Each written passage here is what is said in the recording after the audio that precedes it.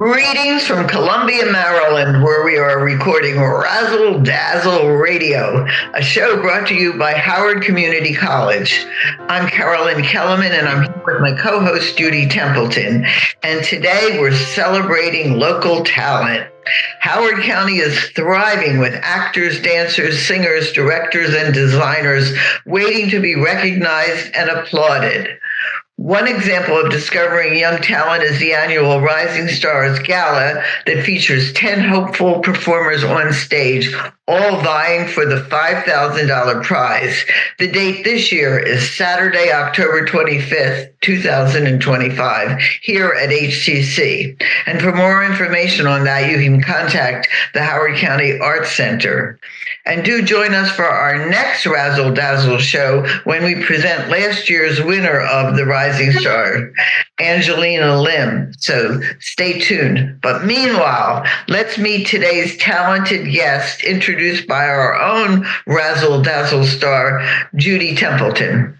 Wow, Razzle Dazzle, Carolyn. Thank you so much for that. And so, hey, it's not just local. We have Stephen Foreman, and he's got California roots, and I think he runs back and forth. I think he's bi-coastal at this point. I don't know. But he is a rock star director of Suessical with Silhouette Stages. Stephen, thank you so much for joining us today. Thank you, Judy. Thanks for having me. It's a pleasure. It's quite an honor. So go ahead, give us the goods. Tell us about your colorful past, whatever you want to tell us. Oh, absolutely. So I've actually been involved in theater almost my entire life. My very first show ever, I was 1 month old. I played Baby Jesus in a church play. Who's going to top that? Oh, my God. I know. And ever since then, it's been on stage, backstage. My father and mother actually ran a theater company in California where I grew up, and been doing theater basically my entire life. It's my passion. It's what I love to dedicate my time and energy into. And I've had the amazing opportunity since I moved out here to Maryland to be heavily involved in the local theater scene, from Toby's Dinner Theater to Arts Centric, Baltimore Center Stage, and kind of my home theater, which is Silhouette Stages. And currently working on Suessical with them, and I've had a chance to do, I believe, 4 other shows with them in the past, and excited for everyone to see this new adventure that we're going on. What were the other 4 you did with Silhouette, by the way? So I did Cabaret back in 2019, which was a huge success, and did She Loves Me also in 2019. They were actually back-to-back shows. Before the pandemic. Yeah. Right before the pandemic. Last year, I did Sondheim on Sondheim. And right before Sondheim on Sondheim, I actually designed the set for their production of The Lightning Thief, directed by TJ Lucasino. Well, let's talk about that. So what makes you so marketable is that you do it all in theater. Now, I have to tell you, you have officially won the award as the longest career in theater, having started at 1 month old. And I always say, after you've played Jesus and Godspell, where do you go from there? But in your case, wow. So tell us about these other pieces of you that creates in theater as well. Yeah, actually, I like to joke around that I'm a jack of all trades and a master of none. Kind of out of necessity over the years, I've done everything from set design to fight choreography, intimacy choreography, direction, choreography, set construction, costume design, basically every element of the theater, other than probably physically designing the lights for a show. I've had my hands in at some point or another over the years. As a director, I love to create environments that can be played upon. And so I tend to also design the sets for the shows that I direct. It's a nice way, especially when you're working with amazing carpenters that look at you and go, okay, you're a little crazy, love your vision, let's make it happen. And it's nice to have that flexibility with some of these companies to be able to do both sides of it, to do the scenic design as well as direction, which I will be doing for Suessical as well.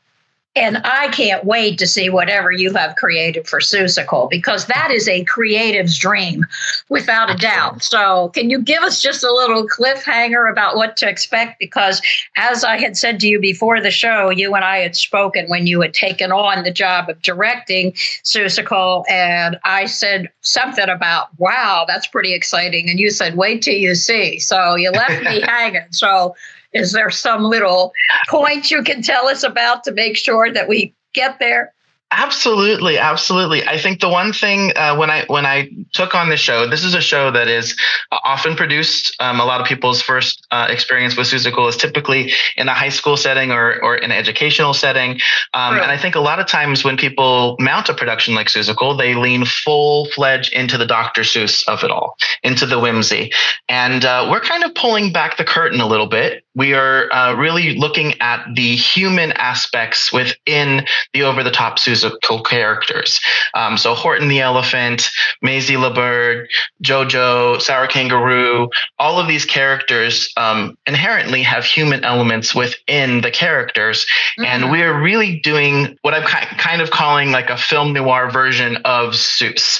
We're setting instead of in the jungle of Newell, we are setting it in the concrete jungle of Newell. Mm. And so the characters will be loosely based off of humans in a more urban setting than they would be like the full Dr. Seuss. Now, we don't want to in any way alienate those people that are coming to see the world of Dr. Seuss, because that is the magic of it all. So we've decided to set the show in JoJo's imagination. So we are utilizing elements of the fantastical Seuss world that we're all expecting in the world of Who. And then when we are in the world of the jungle of Newell, it's a little bit more grounded, a little bit more down to earth. So, but really excited. I love to joke around with people in the show. I'm like, this isn't your mama's Suessical. It's a fun retelling of the show, not changing any of the lyrics, not changing any of the intent, but really kind of focusing more on the heart and how all of us can actually take this story and have it apply to our own lives.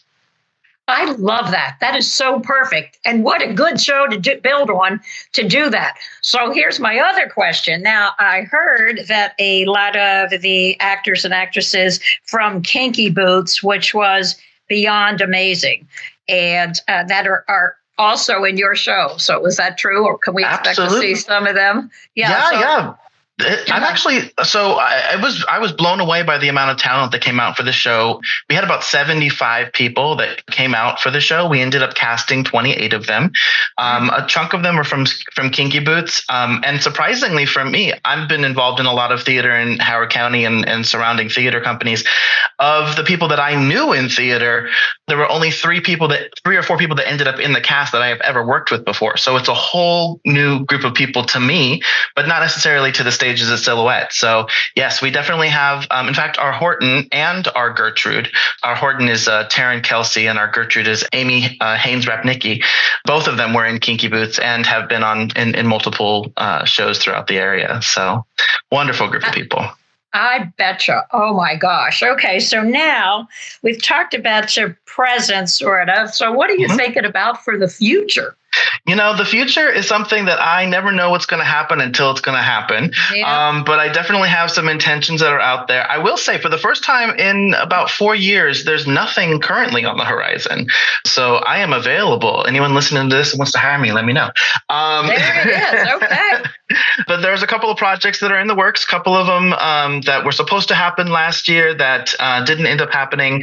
I'm hoping that we're going to get those up and running for the 2026 season. So. What would be your dream show to direct, since we're doing shout outs to the universe?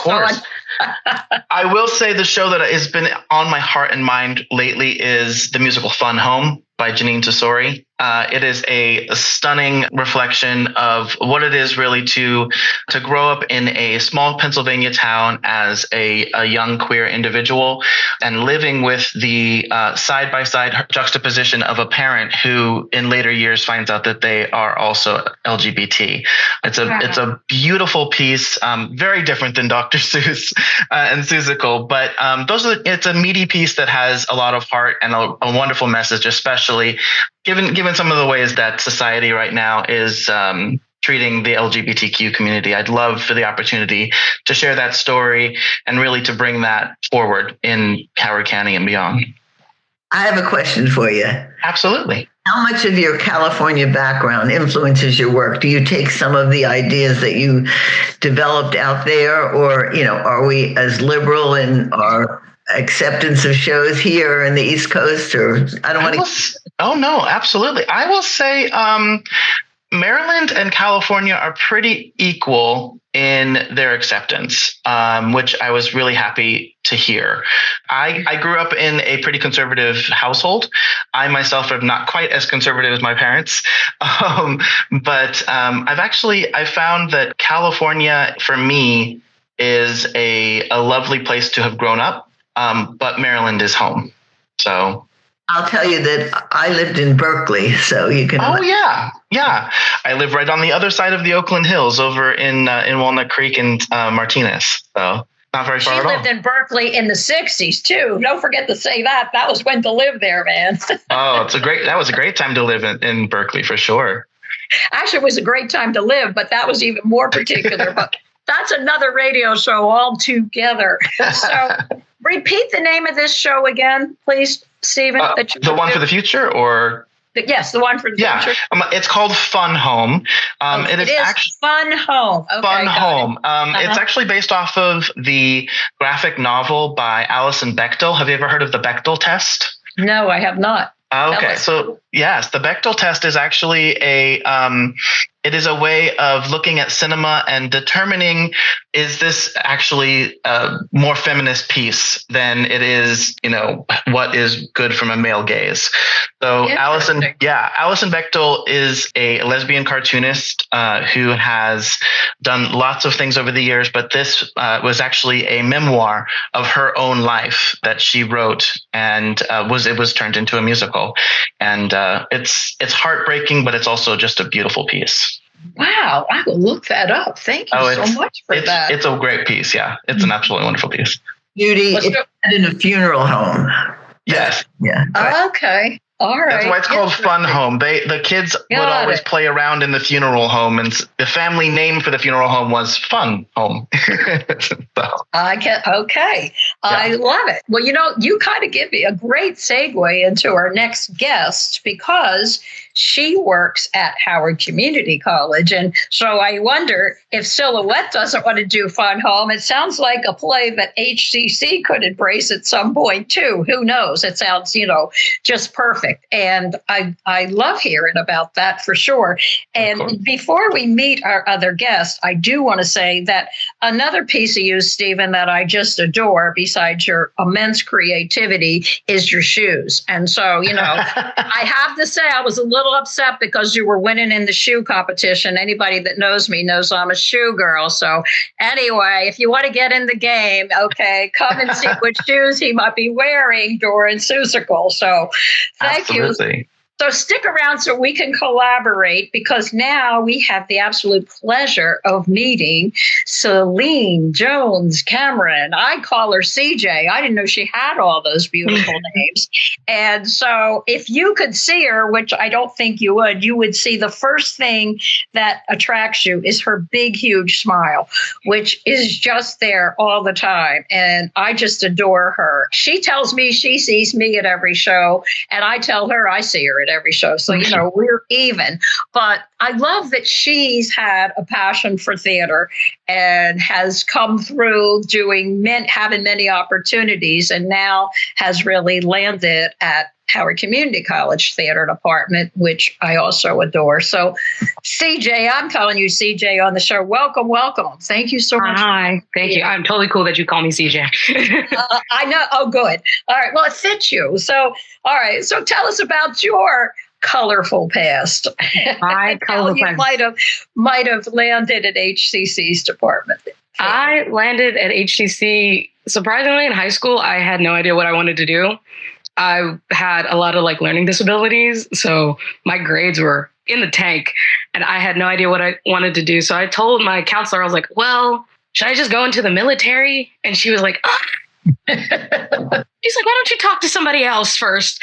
So I would talk to my high school theater teacher, and I was like, can I help you out with because he also taught film. So I was like, oh, can I join your film class? And he was like, you can't. And I said, okay, I'll go to JROTC. And he's like, actually, pause, wait, come back. Oh, that's so good. He was like, stop. He's like, you want to do what? I was like, well, I don't know where else to go. And he was like, how about you join tech theater, which included 4 boys and 1 other girl. And I was like, okay, sure. So I joined them, and we were in charge of always building the sets with my Spanish teacher, because he was the only one allowed to hold power tools. So it's just the 5 of us, just really happy to be here, trying to help him. Our friend, the guys were like engineers, so they did all the math. And I was like, I can put things together and we're good. And he segued me to do like ASM, being a backstage hand. And after that, I was like in every single show, because I was like, this is something fun. I like being organized, even though I'm not organized as a person. But I was like, if you tell me it needs to be organized, I'm sticking with it. Yep. And interesting. I enjoyed it a lot. So fast forward 2015, when I graduated high school, I joined HCC, and I didn't do any theater right away because my parents were not really like for it, because they're not from this country. They're from Trinidad. So they didn't quite understand why I wanted to do theater right away. So I was like, that can happen really here fun in this country too, but go ahead. Yeah. I was like, no, it's really fun.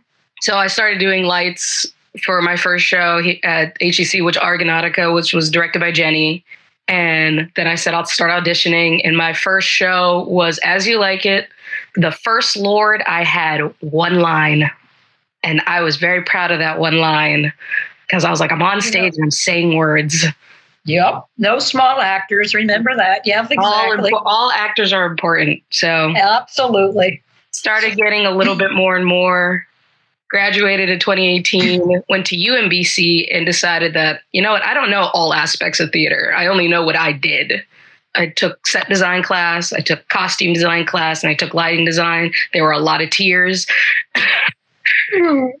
I applaud all lighting designers, because that's just coding. And I was like, whoa, it's so much fun, but it is very, very complex. And I applaud anyone that does it. Set design, that is a perfect eye you have to have, and the creativity that flows through it and what inspires you to make them. Awesome. The only thing I did not touch was sound. And I was like, oh, well, let's save some other tears for other things. Decided to try directing in one of my classes. That was also very frustrating and interesting, to convey a message through a storyline where it's like, you want to convey a message, but the writer is trying to convey a message. And how do you blend both with your actors that are also trying to convey a message? So this was like a large, like open mind, collaborative type of thing. And then graduated from there. I graduated college in 2020 of fall. What a year to graduate, huh? I did. I made it. We made it.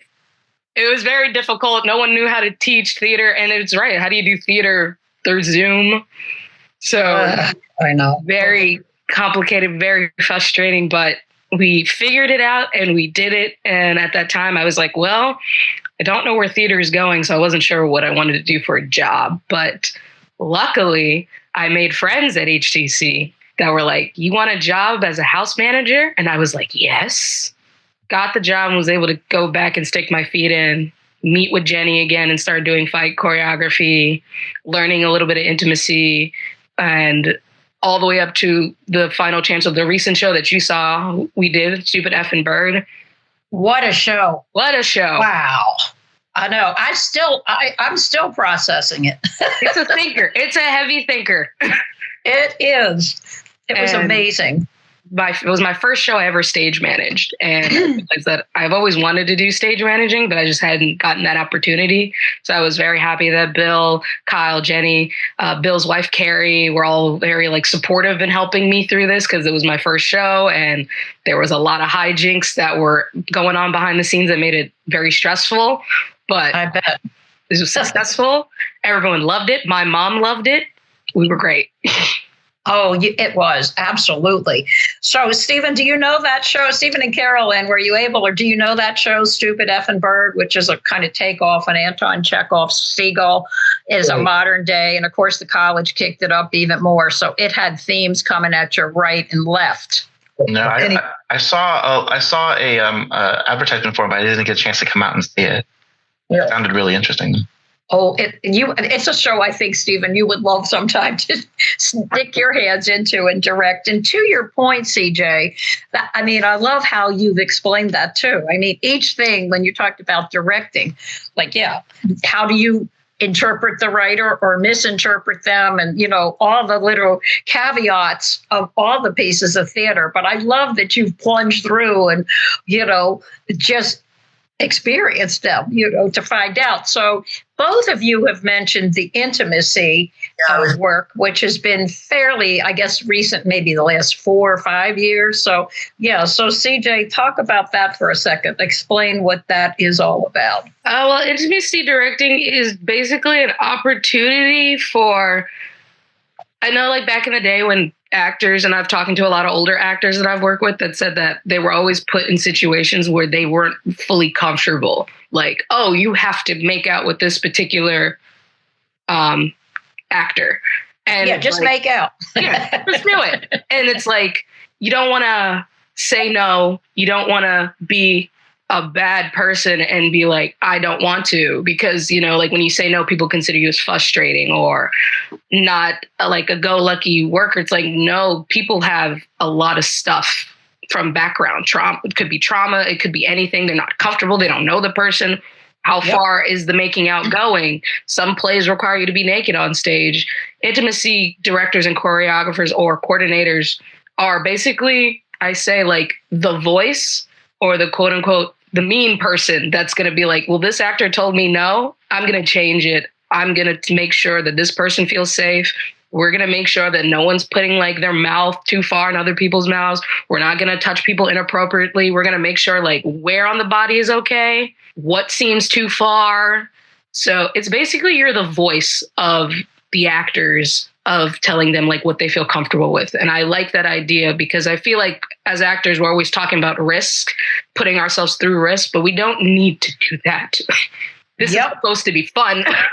It's weird that hasn't ever been done sooner. When you think of all the pieces of theater, what do you think, Stephen? Have you utilized that? I've heard you say it. So absolutely. I think intimacy choreography is truly, it's essential in every show. In fact, we have an intimacy choreographer for Suessical. It's not a show that you would expect. I would have even expected that. Yeah. Right? Typically when you think of intimacy, you think of romantic intimacy, but it can also be physical intimacy, being a hug, being how somebody touches somebody else. The way, so Kelly Williams Carlson is our intimacy choreographer for Suessical, and the way that we had that she explained it, which I thought was really helpful for me, and something that I've also used in other shows, is that it is giving the cast the language and the ability to set those boundaries for themselves. It gives them the tools in which to say, hey, today my shoulder doesn't hurt, but rather than having to have a conversation of like, no, this area on my body is off limits, they just say, hey, you know what?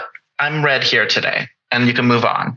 And there's no questions. It's not a dialogue back and forth of not being forced. It's setting boundaries. It's setting limits in a way that gives the cast members the bodily autonomy that they should have. And I think intimacy choreography going forward is something that more direct. I think in the professional world, as well as in the community theater world, there's definitely been more of a focus on intimacy choreography going forward, because as directors, we also don't want to put ourselves in situations where we're feeling that we have to demand anything. We want to make sure that we're serving the story. But if an actor is uncomfortable in something that is required by the playwright or by the play, with intimacy choreography and an intimacy choreographer or coordinator, you can work through those moments in the play, but in a way that serves the individuals as well. So I think it's a wonderful tool, and I think that really, honestly, every show should have it going forward. Oh, absolutely. I have to be honest to think about when I taught middle school performing arts. And even how awkward, of course. And I'm saying, well, act like you like her, give her, Yeah. Anyway, yeah, where were those intimacy coaches then? So I think that's awesome. Okay, so something that I saw in your bio, CJ, that really got me curious is that you're certified in 8 weapons. So tell me what that means. I am a advanced actor combatant for the Society of American Fight Directors, which is the SAFD, and there are 8 total weapons that you need to be certified in. Wow. And I officially got my 8th one like 2 weeks ago. Congratulations. Thank you so much. I'm so excited. And it was just something, it was like a random goal. And so funny enough, 8 years ago, I got my first weapon certification. And it happened, my Facebook reminded me, it was like 8 years ago, you got your first weapon. Oh, right. Yeah. 8 years, 8 weapons. It's a very expensive hobby, but it's so much fun because it goes hand in hand with like intimacy coordination. You have to know that you have to learn how to protect yourself, but also your partners. And it builds a lot of trust. I can't hurt my partners with my swords or hand-to-hand combat or any of those sorts. Like I have to learn how to make sure they're safe, that I'm safe, but we can make sure the story is real. And Jenny was already a certified fight teacher with the SAFD, so we are just very blessed and very lucky to have her and let her absolutely grab all of us and was like, do you guys like this? And we're like, yes. And now we have a new fight show coming out in the fall called A Little Fight Music. I hope you guys can come and see that. I know, Judy, you will be there. You don't got to say nothing. I'll be there. I know. But it'd be great if you guys could come see it. It's going to be a little mix of cabaret and fight styles. And I'm trying to persuade Jenny to let me use the fighting fans as knives. We're going to see. I'm working on it. I have to train with them, but I think I have an idea. I'm putting my money on you that we're going to see that there. I absolutely am. So let's do a big shout out to Jen because yes, she was one of the innovators of fight choreography so long ago, or when she had started studying that and had definitely brought that to the college and beyond. And also a big shout out to Bill Gillette, who was just a marvelous, wonderful director and gives so many students so many opportunities. And you're a perfect example of, all the opportunities that he's opened up and beyond too. So I'm grateful to both of them. And so, the thing is, when you're in theater like you are, Stephen, and you're running from show to show and directing, and CJ, you are too, it's harder for you all to get out and see other things. So for me, because I'm not, that's what I do. So it's a wonderful thing that I get to kind of see as many things as possible, which of course I just love. And wow, this has been a powerhouse of people today. And this is just so amazing. And this is what we love about Razzle Dazzle, because we get to meet, greet, and promote all of the arts and let you all know what is happening. So Stephen, just tell us, I know it's a whole bunch of dates, so I'm not going to make you say them, but tell us how we can get out information so you could absolutely get a ticket and see. It's like 8 or 10 shows, I believe, right? There's 8 shows total. We open on June 13th. Our performances are over at Slayton House. You can go to silhouettestages.com for your tickets. They're already on sale and we're already starting to sell pretty well. So go out there and get those tickets. But yeah, we've actually have 3 matinees for the younger crowds that are coming to see the show as well. But yeah, we run June 13th through June 29th. And really excited. Come on. Oh, yeah. I already got my ticket for June 13th. So there you go. So I actually am taking a friend for her birthday. So I will wear some nice shoes that night. Okay. Of course. And Judy, I do have to say, you may not be actively involved in different shows around, but you are probably the most important part of a show. And that's an audience, because without the audiences, all of our jobs wouldn't matter, because you guys are there to hear the stories. Well, happy to be there. For you. I'm actively looking for you, Judy, for a show. Every time. See her. Oh, gosh. All right. I better keep it up. Oh, well, you all make it easy because we just have such amazing, brilliant, professional, poignant, wonderful theater here in Howard County. And CJ, yes, if you're behind the scenes or in front of them, I will be there. What's the next show coming? A Little Fight Music? Is that what you said? That's in the fall. And we also have 12th night for June 7th, around like June 13th, around the same time as Suessical, but that's a 1 weekend thing. Right, and that's outside. I have the 3 fights amphitheater back-to-back. outside. Yep. Yep, it's outside theater. I have 3 fights back to back. I am a little tired. Well, then you have the summer. So, Carolyn, you have any parting words? Yeah, well, actually, I was wondering about summer theater this summer. Well, summer theater, actually, we'll be talking about, come on to our next show, because we will be talking to Howard County Summer Theater member Todd Hotchkiss, and he's going to talk about Joseph and the Amazing Technicolor Dreamcoat. I love saying that. I always do. And there'll be a big celebration because Howard County Summer Theater's got 50 years under their belt. So that's a cliffhanger to come back for, and we'll be talking all about the summer activities too. So, but I guess you mean specifically with Stephen and CJ, if there's any more after Suessical or what the college is doing after Midsummer Night Dream. So for me personally, no, but I do know that Silhouette will be in the fall doing the Crucible. So that'll be coming up. Really excited. Okay. That'll be directed by Silhouette's artistic director, Henry Sear. So that'll. Oh, I love Henry. Yeah. Yep. Cool. So keep an eye out CJ, for that as nothing well. for the summer? We got 12th night through June 26th through June 28th. And for the fall, Bill wrote a play called Anomalous, and it's our premiere of that. It's going to be the first show segment of the fall. And then Jenny's show, the Little Fight Music, will be the second one. So I might be in both. I might be in one. Who knows? I'll be looking. Oh, thank you so much. You have Razzle Dazzled us for sure. So please come out, look all these shows up. And until next time, it's Razzle Dazzle Radio with Carolyn and myself. Thank you, Stephen. Thank you, CJ. Thank you. Thank you. Thank you for listening to Dragon Podcasts. You can find this show and all Howard Community College podcasts on most streaming platforms, as well as our host platform, Podbean, at podbean.com/dragonpodcasts. That's podbean.com/dragonpodcasts.